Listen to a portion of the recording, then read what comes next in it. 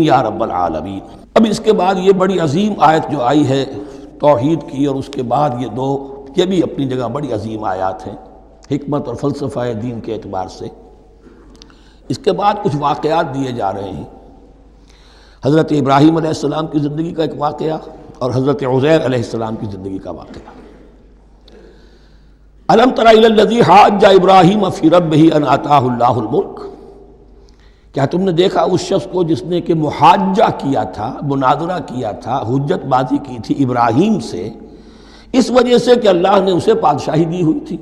نمرود، یہ ذہن میں رکھیے کہ نمرود اصل میں لقب تھا، کسی کا نام نہیں تھا، جیسے فرعون مصر کے بادشاہوں کا لقب ہے۔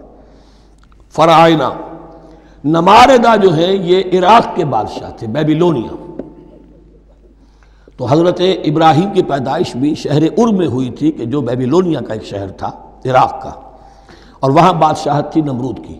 جیسے فرعون نے مصر میں دعویٰ کیا تھا اپنی بادشاہی کا اور اپنی خدائی کا، اور یہ ہے سیاسی بادشاہی، یہ نہیں کہ ہم نے دنیا پیدا کی ہے، مطلب یہ کہ اختیار مطلق ہمارے ہاتھ میں ہے، ہم جس چیز کو چاہیں غلط قرار دے دیں، جس چیز کو چاہے صحیح قرار دے دیں۔ یہی ہے اصل میں خدائی اختیار ہاتھ میں لے لیا۔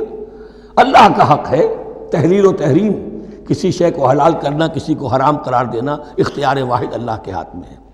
جس شخص نے بھی اپنے ذمے لے لیا، قانون سازی کا اختیار لے لیا اللہ کے قانون سے آزاد ہو کر، وہی طاغوت ہے، وہی شیطان ہے، وہی نمرود ہے، وہی فرعون ہے۔ تو اس نے، وہ نمرود نے کہا، محاجہ کیا، اس قال ابراہیم ربی الذی یحیی و یمیت، میرا رب تو وہ ہے جو زندہ کرتا ہے اور مارتا ہے۔ قال انا احیی و امیت، انہوں نے کہا میں بھی کر سکتا ہوں۔ اس نے جیل سے دو قیدی منگوائے، دونوں کنڈیمڈ تھے، اور ایک کی گردن وہیں اڑائی اور ایک کو کہا جاؤ معاف، دیکھو میں نے جس کو چاہا زندہ رکھا اور جس کو چاہا مار دیا۔ حضرت ابراہیم نے دیکھا کہ یہ کٹ حجتی پر اترا ہوا ہے، تو الاجوبۃ المسکتہ، جواب ایسا دیا جانا چاہیے کہ جو اس کو چپ کر دے۔ قال ابراہیم فإن اللہ یاتی بالشمس من المشرق فأت بها من المغرب، حضرت ابراہیم نے فرمایا اللہ تو سورج کو نکالتا ہے مشرق سے، اگر تو خدائی کا مدعی ہے تو نکال کے دکھا اسے مغرب سے۔ فبہت الذی کفر، تو مبہوت ہو کر رہ گیا وہ کافر، اب اس کے پاس کوئی جواب نہیں تھا۔ واللہ لا یہدی القوم الظالمین، اور اللہ ظالموں کو ہدایت نہیں دیا کرتا۔ ہدایت تو نہیں ہوئی، چپ ہو گیا۔ لیکن چپ کیا ہوا؟ اس کے بعد تو فیصلہ ہوا کہ انہیں آگ میں جھونک دیا جائے۔ او کالذی مر علی قریۃ وہی خاویۃ علی عروشہا، یا پھر اس شخص کے واقعے کو ذرا یاد کرو، کیا تم نے نہیں دیکھا کہ جس کا گزر ہوا ایک بستی پر، اور وہ اوندھی پڑی ہوئی تھی اپنی چھتوں پر۔ اگرچہ مختلف تفاسیر میں مختلف آپ کو شاید اس کی تعبیرات ملے، یہ اصل میں ہوا ہے کہ جب نمرود، جس کا نام تھا بخت نصر، نیبوکیڈنیزر، اس نے 586 قبل مسیح میں، حضرت مسیح سے 586 قبل، اس نے حملہ کیا فلسطین پر۔ دیکھیے عراق اور فلسطین کی، اسرائیل کی اور عراق کی اس وقت بھی سب سے بڑی دشمنی ہے آپس میں، وہی دشمنی جو ہے 2500 سال پرانی بھی ہے۔ اس نے، وہ نمرود بابل، نیبوکیڈنیزر جس کا نام تھا، اس نے حملہ کیا۔ 12 لاکھ کی آبادی تھی، 6 لاکھ کو قتل کیا، اور 6 لاکھ کو بھیڑوں بکریوں کی طرح ہانکتا ہوا قیدی بنا کر لے گیا۔ 150 برس تک کیپٹیوٹی میں رہے ہیں یہ، اور یروشلم اجڑا رہا ہے، کوئی نفس نہیں، کوئی متنفس نہیں تھا، کوئی انسان نہیں، کوئی 2 اینٹیں سلامت نہیں چھوڑی۔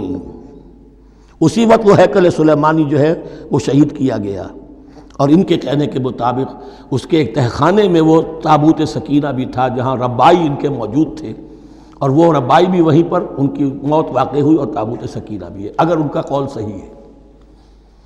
تو جس زمانے میں یہ اجڑی ہوئی بستی تھی، حضرت عزیر علیہ السلام کا گزر ہوا، انہوں نے دیکھا کوئی متنفس نہیں، تو انہوں نے کیا کہا؟ قال انا یحیی ھذہ اللہ بعد موتہا، اللہ اس بستی کو اس کے اس طرح مردہ اور برباد ہو جانے کے بعد کیسے زندہ کرے گا؟ اب اس میں کیسے احیاء ہو سکتا ہے؟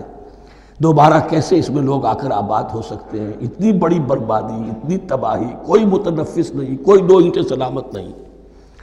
فَأَمَاتَهُ اللَّهُ مِئَةَ عَامٍ ثُمَّ بَعَثَهُ، تو اللہ نے اس پر موت وارد کر دی 100 برس کے لیے، اور پھر انہیں اٹھایا۔ قال کم لبثت، سوال کیا کتنے عرصے رہے ہو یہاں؟ حضرت عزیر جو ہیں، چونکہ جو رینائسنس ہوا ہے تاریخ بنی اسرائیل میں، اس کے نقیب، اس کے اصل جو بنیاد ہے وہ یہ ہے۔ انہوں نے پھر اصلاح کی، جو زوال ان میں آیا تھا اخلاقی اور دینی، پھر یہ اٹھے کمر کس کر جب اللہ تعالیٰ نے یہ مشاہدات کرا دیے، اور پھر جا کر وہاں تبلیغ کی اور دعوت کی دی، اور وہی ان یہودیوں کے اندر جو کیپٹیوٹی میں تھے انہیں پھر اصل دین کی تعلیم دی، روح دین کو زندہ کیا، تو گویا کہ وہاں سے پھر ان کا احیاء ہوا ہے۔ کب لبثت، کتنے عرصے رہے ہوگے تم؟ قال لبثت یوما و بعض یوم، اب اس کو ایسے محسوس ہوا جیسے سویا تھا تھوڑی دیر کے لیے، میں ایک دن رہا ہوں یا دن کا کچھ حصہ۔ قال بل لبثت 100 عام، نہیں، اللہ نے فرمایا نہیں، تم 100 سال رہے ہو۔ فانظر الی طعامک و شرابک لم یتسنہ، تو ذرا اپنے کھانے اور جو مشروب تمہارے ساتھ تھا سفر میں، ذرا اس کو دیکھو، ان کے اندر کوئی بساند پیدا نہیں ہوئی، سڑے نہیں ہیں، ان کے اندر کوئی خرابی پیدا نہیں ہوئی۔ وانظر الی حمارک، آپ دوسری طرف اپنے گدھے کو دیکھو جو تمہاری سواری کا گدھا تھا۔ وَلَنَجْعَلَكَ آیَةً لِلنَّاسِ، وہ بالکل ختم ہو چکا تھا، اس کی ہڈیاں ہی رہ گئی تھیں، گوشت گل چکا تھا، کچھ نہیں تھا، 100 برس۔ وانظر الی حمارک وَلِنَجْعَلَكَ آیَةً لِلنَّاسِ، اور ہمیں تو بنانا ہے تجھے ایک نشانی لوگوں کے لیے، یعنی خود اے عزیر تمہیں ایک نشانی بنانا ہے، اور تمہیں نشانی بنانے کے لیے یہ نشانی ہم تمہیں دکھا رہے ہیں، تاکہ یقین جو ہے، یقین کامل تمہارے اندر پیدا ہو جائے۔ وانظر الی حمارک ولنجعلک آیۃ للناس وانظر الی العظام، اب دیکھو ان ہڈیوں کو، کیف ننشزھا، کیسے ہم انہیں اٹھاتے ہیں، ابھارتے ہیں، وہ ہڈیاں خود ابری اور جڑ کر کھڑی ہو گئی۔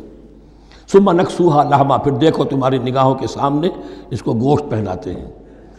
فلما تبین لہ، جب یہ سب اس کے سامنے واضح ہو گئی بات، مشاہدہ بھی کر لیا، قال اعلم ان اللہ علی کل شیء قدیر، ان کا میں نے پوری طرح جان لیا، مجھے پورا یقین قابل حاصل ہو گیا کہ اللہ ہر شے پر قادر ہے، یعنی وہ اس اجڑی ہوئی بستی کو بھی دوبارہ آباد کر سکتا ہے۔ جو میں نے سمجھا تھا کہ اب یہ کیسے آباد ہوگی، یہ بات نہیں ہے، یہ آبادی اللہ تعالیٰ کے اختیار میں۔ چنانچہ اس کے بعد ہوا، اس لیے کہ اس کے بعد واقعہ تو یہ ہوا کہ جو ایران کا بادشاہ تھا کیخورس یا سائرس، جن کو کہ قرآن مجید ذوالقرنین کہتا ہے، جن کا تذکرہ سورہ کہف میں آئے گا۔ پھر آپ کو معلوم ہے کہ یہ پیلسٹائن، ادھر عراق کے بعد ایران، دشمنیاں تو تھیں۔ کیخورس نے حملہ کیا بابل پر، عراق پر، اور دشمن کا دشمن دوست ہوتا ہے، تو یہودیوں کو اجازت دے دی، کیپٹیوٹی سے اجازت دے دی، جاؤ تم واپس جاؤ، اپنا شہر دوبارہ بناؤ۔ چنانچہ وہ گئے، اور پھر انہوں نے جا کر وہاں پر 136 سالوں میں ان کی دوبارہ جو ہے یہ بستی بسی، اور پھر یروشلم کو انہوں نے آباد کیا، اور پھر انہوں نے وہاں ہیکل سلیمانی دوبارہ بنایا، جس کو وہ سیکنڈ ٹیمپل کہتے ہیں۔ وہ سن 70 عیسوی میں ٹائٹس رومن جنرل کے ہاتھوں تباہ ہوا تھا، جو اب تک تباہ ہوا پڑا ہے۔ 1927 برس سے ان کا کعبہ زمیں بوس ہے، یہ نوٹ کر لیجئے اس بات کو۔ اسی لیے آگ لگی ہوئی آج دنیا بھر کے یہودیوں کے دلوں میں۔ اب تو ہماری حکومت ہے وہاں پر، ہم اپنا یہ جو بھی کچھ یہاں پر اس احاطے میں بنا دیا گیا ہے، اس سب کو ختم کریں گے اور اپنا ہیکل سلیمانی بنائیں گے۔ اس کے بلو پرنٹس بن چکے ہیں، نقشے بن چکے ہیں، ہر چیز تیار ہے، بس کسی دن کوئی ایک دھماکہ ہوگا، کوئی بم جو ہے کہیں پر پلانٹ کیا جائے گا، خبر آ جائے گی کہ کسی فینیٹک نے کہیں وہاں پر جا کر رکھ دیا، جیسے ایک فینیٹک گیا تھا مسجد الخلیل میں اور 70 مسلمانوں کو شہید کر کے خود بھی اس نے خودکشی کر لی تھی، اور ڈاکٹر تھا، امریکن ڈاکٹر گولڈسٹین۔ اسی طریقے کا کوئی فینیٹک جائے گا اور وہ اس کو گرا دے گا، پھر کہیں گے جب یہ گر ہی گیا ہے، جیسے مسجد ایودھیا کا معاملہ ہے، اب گر گئی ہے تو بھائی ہمیں رام مندر بنانے دو، کاہے کو تم اب یہ مسجد کاہے کو بناتے ہو، وہ ہوگا۔ اور یہ میں سمجھتا ہوں کہ چند ہفتوں کی، یہ چند مہینوں کی بات ہے، یہ ہونے والا ہے فوراً۔ بہرحال یہ تو ہو گیا حضرت عزیر کا قصہ۔ اب اسی طرح کا ایک معاملہ حضرت ابراہیم کا مشاہدہ ہے۔ وَإِذْ قَالَ إِبْرَاهِيمُ رَبِّ أَرِنِي كَيْفَ تُحْيِي الْمَوْتَىٰ، اور یاد کرو جب کہ ابراہیم نے بھی کہا تھا پروردگار ذرا مجھے دکھا دے، مشاہدہ کرا دے، تو مردوں کو کیسے زندہ کرے گا۔ قَالَ أَوَلَمْ تُؤْمِنْ، اللہ تعالیٰ کا سوال جو ہے بہت تیکھا ہے، تو کیا تم ایمان نہیں رکھتے؟ قَالَ بَلَىٰ، ایمان تو میرا ہے، میں مانتا ہوں ایمان ہے، ولیکن لیطمئن قلبی، پورا دل کا اطمینان چاہتا ہوں، پورا یقین ہو جائے۔ اور یہ انبیاء کا معاملہ ہے، سب کا ہے۔ انبیاء کو چونکہ ایمان اور یقین کا ایک ایسی فرنس بنانا ہوتا ہے کہ جن سے ایمان و یقین دوسروں میں سرایت کرے، تو ان کے ایمان و یقین کے لیے انہیں مشاہدات ایسے کرا دیے جاتے ہیں کہ پھر ان کے لیے وہ ایمان صرف ایمان بالغیب نہیں رہتا، بلکہ وہ ایمان بالشہود بھی ہو جاتا ہے۔